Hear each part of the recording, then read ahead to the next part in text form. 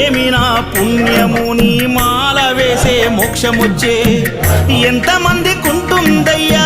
నిన్ను చేరే అదృష్టం ఆనందం పొంగేనయ్యా నిన్ను చూసిన క్షణం తండ్రి నిన్ను చూడంగానే కన్నీరు తన్నుకొచ్చే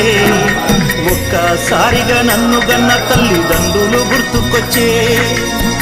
చక్కని మల్లె జాజి పూల పరుపు వేసి బంగారు ఊయల